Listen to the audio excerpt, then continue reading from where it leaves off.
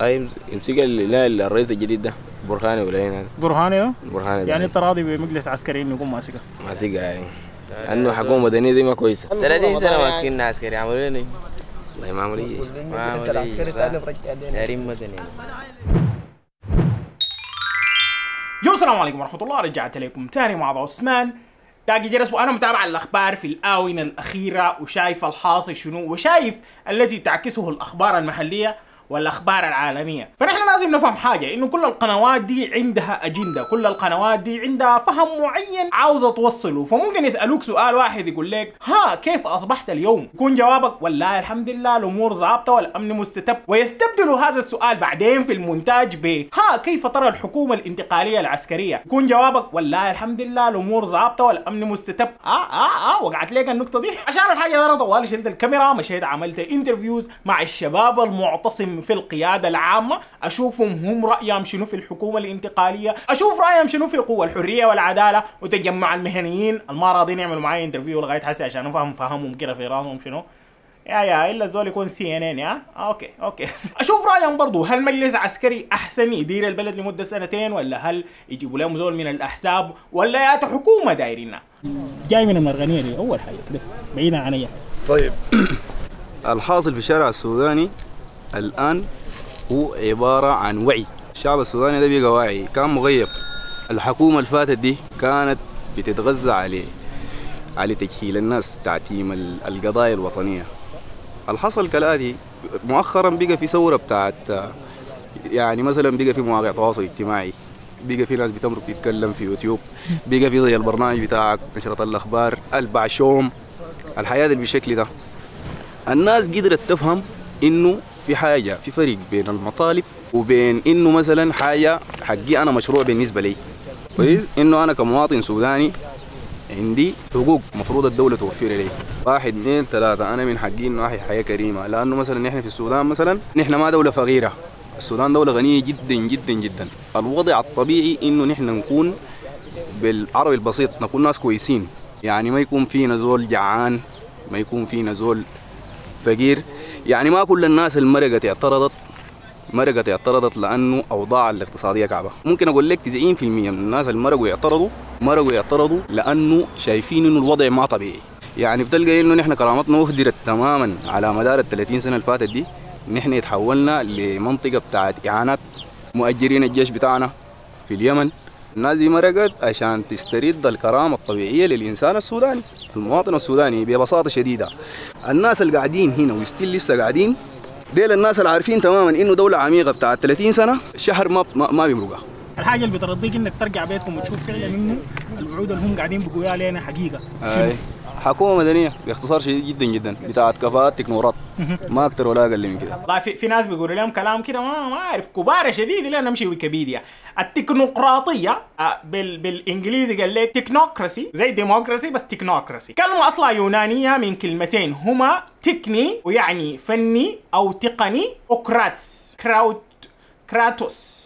كراتوس او سلطه وحكم، تعني حرفيا حكومة التقنية، تتشكل من الطبقة العلمية الفنية المثقفة. باختصار دي حكومة بتاعت ناس مفروض ما يكون عندهم أي علاقة بالسياسة، كفاءات غير مسيرة. نعمل معاهم انترفيوز لأنه هسي من 56 لحد الآن الشيء الواضح تماما إنه أي نظام عسكري لما نيجي في البداية بيجيك ناعم كده وظريف ولطيف وما شابه ذلك، بعد ذاك بيتحول لشنو؟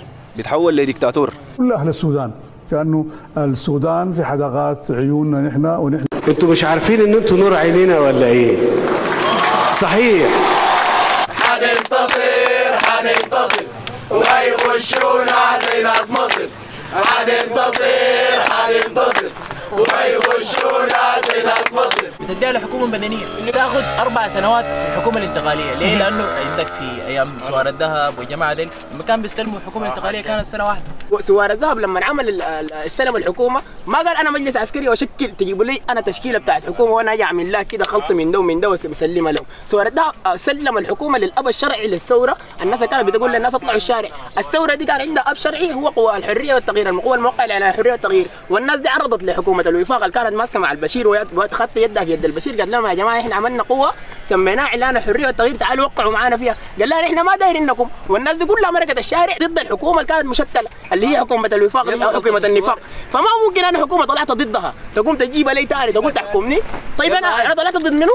غلطة السوار مع سوار الذهب انه ادوا الحكومه الانتقاليه سنه واحده. حاليا التجمع داير 4 سنوات ليه؟ عشان تعمل اقصاء للمؤتمر الوطني من ما اقصاء، احنا ما بنقدر نقول اقصاء، هو ما اقصاء، لا في كلمه اقصاء دي بحد ذاتها غلط، انت ممكن تقول انه اقصاء، لكن انت بتقول انه عشان نقدر نفكك الدوله العميقه اللي مسيطره على كل يعني هياكل الدوله، احنا بنحاول انه دايرين نجيب دوله مدنيه، دوله مواطنه ودوله دستور ودوله قانون، ما ممكن تجيب لي دوله شغاله بنفس الفهم القديم وبتنتج لي في نظام بائد، ويكون حتى المجلس العسكري الزول المسؤول من اللجنه السياسيه والمجلس العسكري جايبين لنا كوز اكبر كوز في السودان كمال عبد هنا عمر زين العابدين، ما ده الطلس ذاته اللي بيقولوا عليه، انت ممكن تطلصني لانه نحن مرقنا الشارع ده عارفين مارقين شنو وعارفين دايرين شنو. يعني انا مستغرب انه كيف يجي يقول لك داير الحوار يكون حتى المؤتمر الوطني يكون فيه، يقول لك ما قابلنا المؤتمر الوطني في قاعده الصداقه دي، قابلوا ممثل لحزب المؤتمر الوطني، فنحن يا جماعه كانك ابو زيد ما غزيت، يعني احنا لو الليله رجعنا كانك ما عملت اي حاجه، يعني احنا مرقنا ضد الحكومه دي يجيبوها لنا ثاني تحكمنا وما بنتطلص ما بنتغشى لم نرجع لم نتغشى ما لم يتحاسب بالشا يتحاسب بالشا ونايبه وعلي عثمان وكتايبه وجهاز الامن ونافع الاسر ودم الشافع لم نرجع لم نتغشى ما لم يتحاسب بالشا. توريني حسيت ليه مرة؟ ليه؟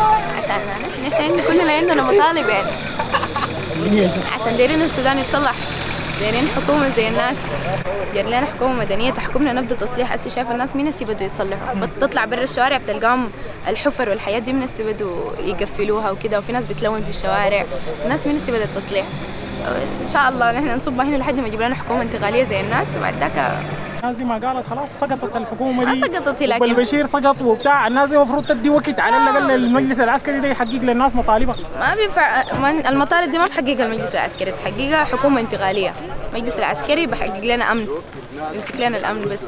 حسيتوا جايين حسي من درمان ومن كيكيسيتي ومن بحري ومن الحاج يوسف، ليه؟ ما زي ما اقول الصب ما صبرنا كان الظروف جبرتنا. الظروف جبرتكم؟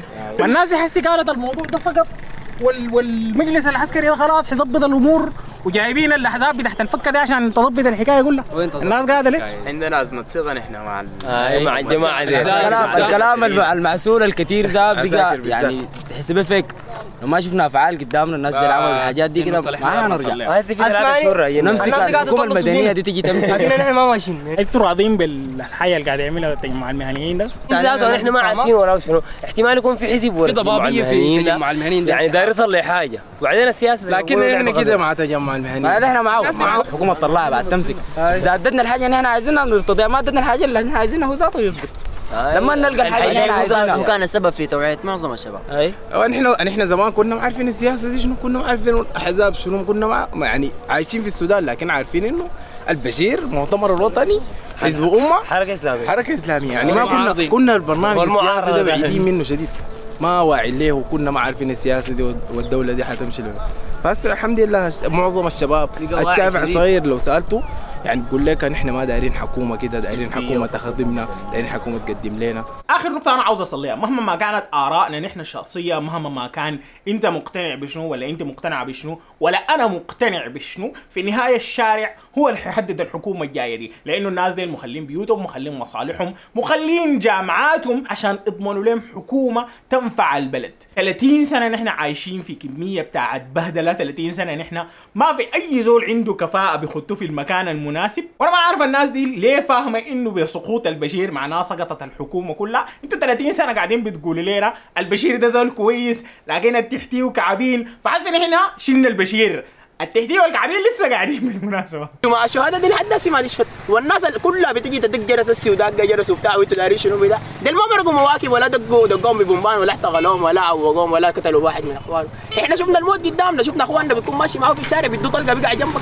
شفت البومبان بيكون خانقك ما قادر تتنفس بتقرب يغمى عليك. في اعتقالات، في دق، في سيطان، في اسوء انواع المعامله قابلناها من قبل الجهاز الامن والمخابرات. واحد بيقول يا جماعه الكلام ده غلط، ما في من عمامك البس الشاب شغالين لنا يقول لنا انتوا قاعدين هنا لشنو؟ دي ذاتهم قدام عيونهم بيشوفوا ولدهم وتحلتهم بترفع قدامهم في التاتشر وبتدق بالبوت وبتدق بالعصايه، ولا بقول لي يا اخواننا الكلام ده حرام. الله ذاته ما قال ده حرام. ضرب المؤمن والمسلمين ده حلال، حللوا لهم قتلهم ذاتهم. الناس دي ما كانت بتموت في الشوارع، ما بقدر بيتجاروا بيدسوا مننا عشان ما يدفعون معانا. قالوا الكلام ده غلط، هسه الليله بيقولوا يقولوا غلط لشنو؟ عشان عارفين اننا نحن بنهاجمون، لانه اصلا احنا ما دايرين نهاجم زول، نحن ناس عندنا قضيه ايوه ده غير كذا. الناس مغيبين، الناس دي يا جماعه بيجهلوا فيهم 30 سنه. ايوه الناس المجهلين لا ما يسقطوا. عطاله ودمي مباح ومذله تودي الغربه والغربه جراح جراح. في النهايه بقول لكم شكرا لكم للمتابعه. معاذ عثمان داقي جرس. السلام عليكم.